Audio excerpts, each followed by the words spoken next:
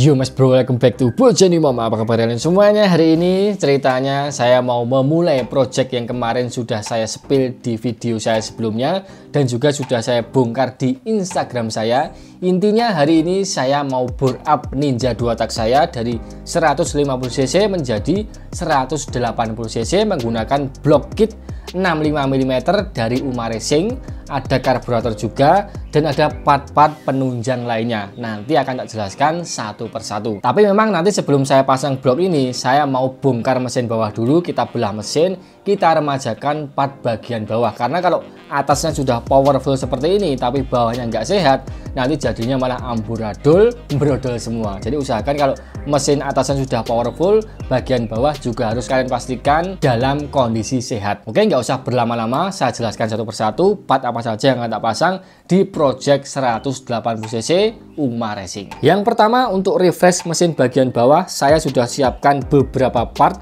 Di antaranya ada bearing crook as, ada 2 biji, original Kawasaki seperti ini. Ada juga seal receiver, seal oil dan lain sebagainya, satu paket seperti ini. Kemudian ada perpak membran seperti ini, ada juga perpak bak kopling sebelah kanan. Sementara ini dulu, nanti biar dibongkar kira-kira ada part lain atau tidak yang harus diganti. Selanjutnya ada bintang utama kita, yaitu blok silinder 65mm dari Uma Racing. Penampakannya seperti ini. Nah, ini mirip dengan Ninja Kiss, blok Ninja Kiss 1827 kalau dari luar seperti ini.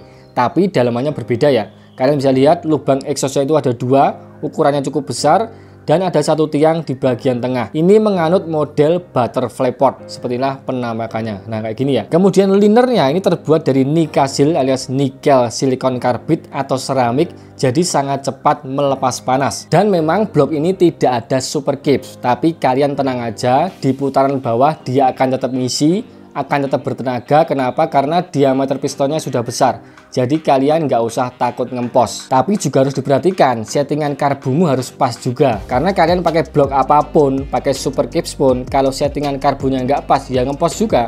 Jadi harus diperhatikan ukuran karbu dan settingan spuyernya. Kemudian ada head cylinder yang sudah satu paket dengan bloknya. Sepertilah penampakan head cylinder 65mm dari Uma Racing. Tentunya ukuran nut dan shockwaysnya sudah disesuaikan dengan blok dan juga pistonnya. Jadi kalian nggak perlu otak-atik lagi, langsung pasang bisa jalan. Tapi kalau mau diotak-atik juga silahkan. Itu terserah kalian, sesuaikan dengan kebutuhan. Kemudian selanjutnya ada piston. Sepertilah piston 65mm dari Uma Racing. Di bagian atas ada tulisan Uma Racing. Kemudian diameter pen pistonnya ini adalah 15mm.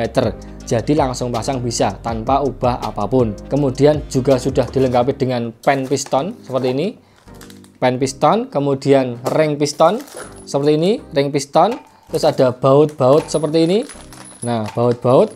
Kemudian yang terakhir ada packing, seal, dan stiker Uma Racing. Kemudian blok ini nanti akan disupport, akan disuplai oleh karbu besar juga, tentunya dari Uma Racing. Nah, ini dia karbu PWK V3 ukurannya 36. Jadi usahakan kalau kalian pakai blok ini karbunya minimal 30 ke atas lah, supaya performanya juga lebih maksimal. Ini ukurannya 36, kalian bisa lihat moncongnya besar, kemudian di sini juga besar karena diameternya 36 mm. Ini adalah yang V3 atau versi terbaru dari Uma Racing. Bedanya apa dengan V2? Yang pertama adalah bagian skepnya ini dia lebih besar, kemudian PJMJ bawaannya juga lebih besar. Yang terakhir jarum skep dan nozzle-nya dia lebih panjang daripada versi sebelumnya. Kemudian karena ini karbunya besar, maka saya beli manifold khusus seperti ini. Ini dari GeForce ya. GeForce ini khusus untuk karbu-karbu besar. Kemudian ada tabung RIS Novadas, saya sudah pernah jelaskan secara khusus di video lama saya, silahkan dicek. Kemudian yang terakhir saya ada tabokan mika buat karburator. Karena karbunya ini kan besar ya, karbu besar, maka tidak bisa pakai box filter. Kalaupun bisa, kalian harus beli konektor karet supaya ini bisa masuk ke box filternya. Tapi sementara biar lebih maksimal, saya beli tabokan mika seperti ini dari NGRT. Nah, NGRT ya. Ini dia NGRT Racing Product. Nanti harganya tak sertakan di kolom deskripsi. Untuk pemasangan project ini tak serahkan ke mekanik andalan saya, Mas Boykem alias Le Yadit di 801 garage. Nah, saya sudah ada di bengkel. Ini dia bengkelnya yang akan menggarap motor saya ya. Ini dia garage 801. Kalian bisa baca. Ini lokasinya di Colomadu. Kalian bisa cek di Google Map 801 garage. Ini tempatnya baru, sebelumnya nggak di sini dan masih kecil. Sekarang udah pindah ke tempat yang lebih besar dan bisa menampung motor yang lebih banyak. Buat kalian pecinta dua tak slow raya, kalau mau cari bengkel bisa ke sini ya. Sekarang kita lihat kondisi motor saya seperti apa. Nah, ini dia kondisi motornya udah mulai perakitan ya. Jadi pembongkarannya itu kemarin dibongkar total sampai bawah. Sekarang tak spill sedikit bagaimana kondisi permesinan di bagian bawah setelah dibongkar kemarin. Setelah tadi dibongkar, ternyata kondisi stang pistonnya ini oblak lumayan parah ya kayak gini. Jadi oglak-oglak kayak gini lumayan parah. Jadi nanti tak belikan stang piston yang baru. Nah, ini dia ketika udah terpasang, dan memang kruk asnya ini masih pakai kruk as standar original Kawasaki Ninja RR Old, tapi dimodif sama mekanik andalan saya menjadi kruk as ala-ala ZX. Wih, keren ya. Jadi ini pakai kruk as standar tapi dimodif ala-ala ZX dan menggunakan stang piston original. Jadi saya masih mempertahankan stroke standar, tidak stroke up, hanya bore up saja. Tapi kalau kalian mau stroke up itu lebih bagus, lebih jos gandos lagi. Tapi ya harus menyediakan budget yang lebih untuk stroke up. Kalau saya mau coba yang stroke standar dulu. Ini kondisi bloknya seperti ini ya. Sebenarnya di bagian linernya itu masih mulus, halus, tidak ada baret.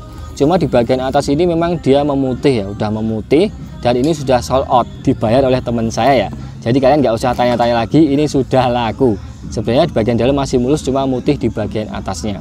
Terus kemudian ada part tambahan. Jadi ini saya beli kampas kopling 6 piece, harganya sekitar 600.000 karena kampasnya udah tipis dan minta diganti. Setelah itu ada juga per kopling, juga saya ganti. Saya beli 4 piece original Kawasaki. Dan kemudian ada plendes untuk manifold. Karena kan manifoldnya itu terbuat dari karet ya, takutnya bautnya itu ambles ke dalam, jadi harus dipakein plendes seperti ini supaya lebih aman. Nah, ini dia ketika kondisinya udah terpasang ya, plendes manifold khusus, jadi supaya bautnya itu tidak ambles ke dalam karet manifoldnya. Jadi tujuannya itu. Sepertilah penampakannya. Ini proses mau cowak crankcase, jadi crankcase-nya memang mau dicowak dikit supaya lebih maksimal ya. Setelah dicowak ini diporting tipis supaya lebih halus, dan juga di bagian dalam crankcase-nya juga diporting tipis supaya lebih jos gandos. Bonusnya makroni 2. Dan sepertilah penampakan blok UMA Racing 65 mm atau 180 cc ketika dipasang di mesin Ninja RR saya. Sepertilah penampakannya. Jadi sebenarnya blok ini itu PNP, langsung pasang bisa buat Ninja R, RR, dan SS. Itu langsung pasang bisa. Tapi kalau kalian mau memaksimalkan juga masih bisa. Jadi sesuaikan dengan kebutuhan dan juga hitung-hitungan mekanik kalian masing-masing ya. Nggak cowak crankcase pun nggak apa-apa, nggak porting crankcase pun nggak apa-apa. Sesuaikan dengan kebutuhan. Terus blok UMA ini memang kompresinya cukup tinggi, lumayan tinggi, jadi nanti mau diturunin dikit kompresinya supaya lebih aman dan bisa pakai BBM Pertamax. Sepertilah penampakan blok UMA 65 mm ya. Sekarang bloknya udah naik, tinggal ngencengin baut, kemudian masang membran, manifold, dan karburator PWK 36 dari UMA Racing juga. Nah, ini ternyata baut bawaannya Plandesnya itu kurang panjang ya, karena ini kan saya pakainya membran V-Force, kemudian manifoldnya juga tebel, ditambah lagi Plandesnya, jadi bautnya kurang panjang. Jadi mungkin setelah ini akan tak belikan dulu baut yang lebih panjang 1 cm.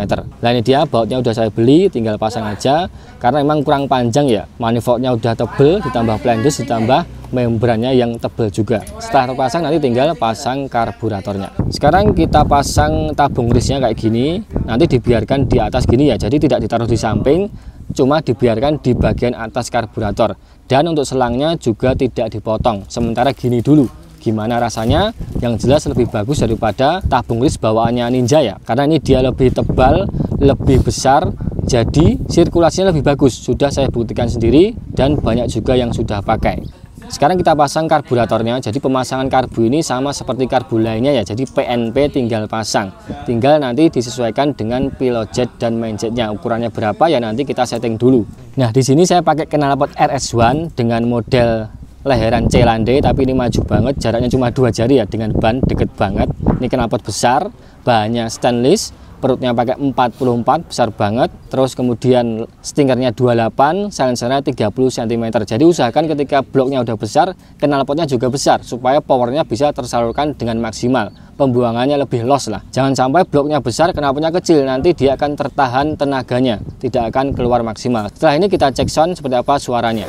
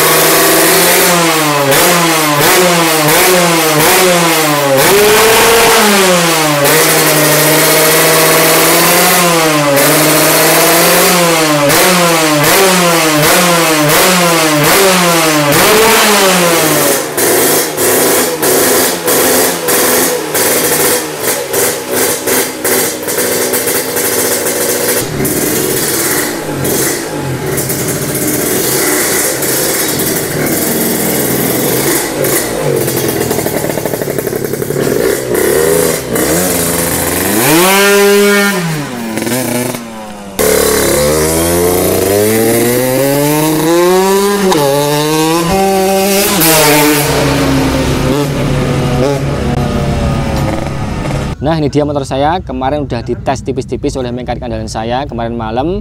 Dan untuk tes ride secara full dan juga tes konsumsi BBM nanti tak bikinkan konten khusus setelah ini ya.